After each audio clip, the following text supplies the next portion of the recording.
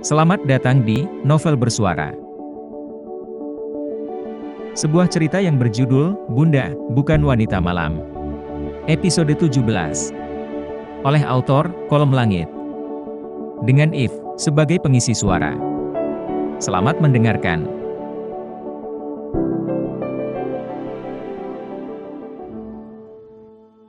Aku harus cari tahu tentang Via.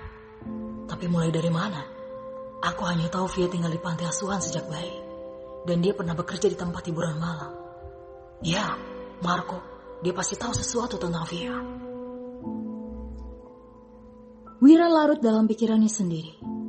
Sudah malam. Namun ia masih duduk bersandar di mobil. Tepat di depan kantor tempat ia bekerja. Penuturan Ivan tentang Via membuat Wira sangat penasaran dan bertanya-tanya. Hingga akhirnya laki-laki itu memutuskan untuk mencari tahu. Ia melajukan mobil ke suatu tempat yang tidak begitu jauh dari kantornya. Hanya butuh waktu beberapa menit. Wira telah sampai di tempat hiburan di mana dirinya bertemu dengan Via untuk pertama kali. Baru saja ia melangkah masuk, sudah disambut oleh wanita-wanita yang berpakaian terbuka. Namun Wira seakan tak peduli. Ia mengabaikan siapapun yang mendekatinya. "Di mana bos kalian?" tanya Wira pada seorang pria berseragam hitam. "Bos ada di ruangannya. Ada apa?" sahut pria itu. "Aku mau bertemu dengannya. Katakan, Wiratama Sudarmadi ingin bertemu." Ujar Wira menyebut nama belakangnya, membuat pria di depannya merinding, hanya dengan mendengar nama belakang Wira. "Baik, tunggu sebentar." Pria itu melangkah pergi menuju sebuah ruangan. Hingga tak berselang lama, seorang pria berperawakan tinggi besar datang menghampiri. Marco, pemilik tempat hiburan itu sadar betul siapa pria yang sedang berdiri di hadapannya. Tanpa banyak basa-basi, ia mengajak Wira duduk di sebuah kursi yang berada di sudut ruangan itu. "Ada yang bisa aku bantu?" tanya Marco sembari menuang minuman ke dalam gelas. Wira mengeluarkan sebuah foto dari saku dalam jasnya, kemudian menggeser ke hadapan Marco. Sontak, wajah laki-laki itu berubah saat menatap foto yang baru saja diberikan Wira. Alisnya mengerut, lalu melirik Wira sekilas. Ia ingat wanita muda yang ada di dalam foto itu adalah Alfiana, yang pernah ia beri nama samaran, Cleo.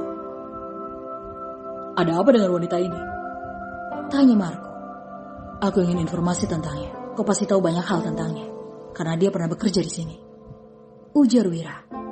Nada bicaranya santai, namun terdengar menakutkan bagi Marco. "Dia memang pernah bekerja di sini, tapi sekarang aku tidak tahu dia di mana. Seseorang telah membelinya dariku." Marco menggeser kembali foto itu ke hadapan Wira. "Siapa yang membelinya?" Terdiam beberapa saat, Marco tidak tahu harus menjawab apa. Bukan perkara mudah menghadapi seorang Tuan Gunawan Sudarmadi. Memikirkan namanya saja sudah membuat Marco merinding.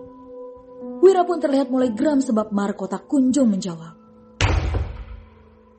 Karena marah, ia menggebrak meja dengan keras, membuat Marco tersentak. Laki-laki itu menarik nafas dalam. Baginya, Wira tiada bedanya dengan sang ayah, sama-sama menakutkan. "Siapa yang membelinya?" tanyanya sekali lagi, namun kali ini Wira meninggikan suaranya.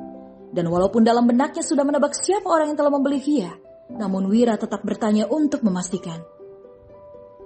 "Tuan Gunawan Sudarmadi," jawabnya singkat. Wira memejamkan mata. Satu tangannya meremas foto yang masih berada di atas meja. Sangat jelas terlihat bahwa laki-laki itu sedang berusaha mengurai amarahnya. "Kau tahu untuk apa dia membelinya?" Satu pertanyaan yang sebenarnya tidak ingin Wira dengar jawabannya. Namun keingintahuannya tentang Via mengalahkan segalanya. Ingatan Marco menerawang pada beberapa bulan lalu saat Tuan Gunawan memberi ancaman akan melololantahkan tempat itu jika ia tidak mau menjual Via padanya. "Aku tidak mau hanya menyewa. Aku ingin membelinya darimu. Artinya mulai sekarang gadis itu milikku. Jadi sebutkan berapa aku harus membayarmu." Ucapan Tuan Gunawan kala itu masih terekam jelas di ingatan Marco. Cepat-cepat ia menjawab pertanyaan Wira. "Aku tidak tahu kalau soal itu. Dia hanya bilang ingin membeli wanita itu dan menjadikan miliknya." "Kau sadar siapa yang sedang kau bicarakan itu?" Wira kembali membantah. Aku bisa menghancurkan tempat ini kalau kau memberikan informasi yang salah. Wira benar-benar sedang berharap Marco memberikan informasi yang salah mengenai ayahnya. Takut-takut Marco menjawab. Aku mengatakan yang sebenarnya. Aku masih punya surat perjanjian jual beli antara aku dan Tuan Gunawan. Kau mau melihatnya? Mendengar jawaban Marco membuat Wira semakin menggeram. Rasa marah, sedih, dan kecewa menyatu di dalam hatinya. Ia masih ingat betul saat tanpa sengaja melihat sang ayah keluar dari tempat hiburan itu bersama Via. Tidak perlu, kau boleh pergi. Ucap Wira sembari menyandarkan punggungnya di kursi. Marco pun segera berdiri dari duduknya, lalu beranjak menuju ke sebuah ruangan. Tinggallah Wira dengan rasa frustasi yang semakin menjadi. Ia meneguk minumnya yang tadi dituang Marco untuknya, melupakan janjinya pada Ivan untuk tidak minum lagi. Wira masih setia dengan minumannya ketika seseorang datang dan menepuk bahunya. Ia mendongakkan kepala, hendak melihat orang itu.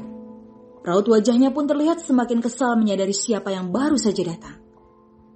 Lama tidak bertemu, Wira. Ucap Aldi lalu tanpa permisi menarik kursi dan duduk di hadapan Wira. Mau apa kau kesini?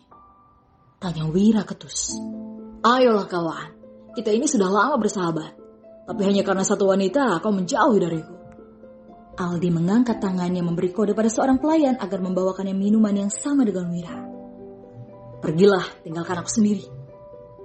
Aldi berdecak sambil menepuk punggung Wira.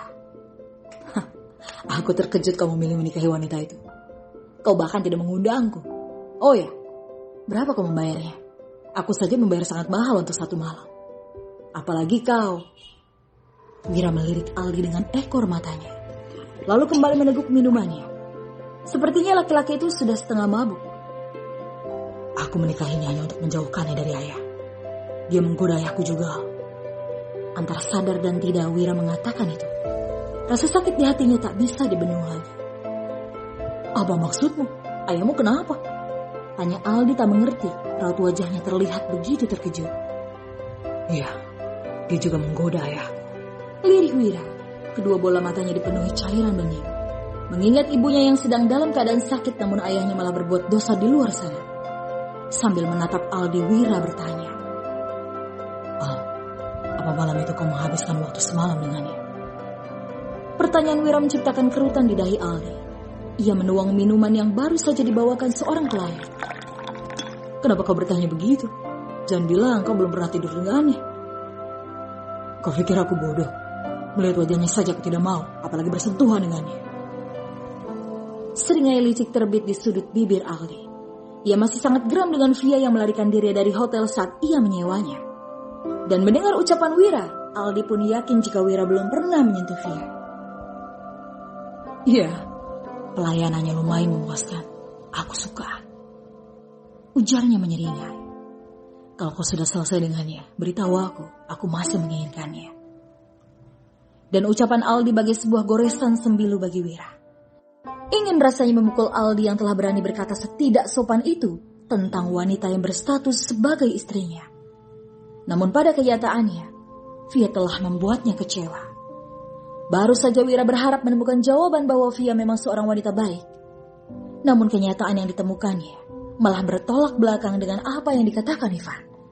Ternyata, Via memang seorang wanita penggoda. Bersambung.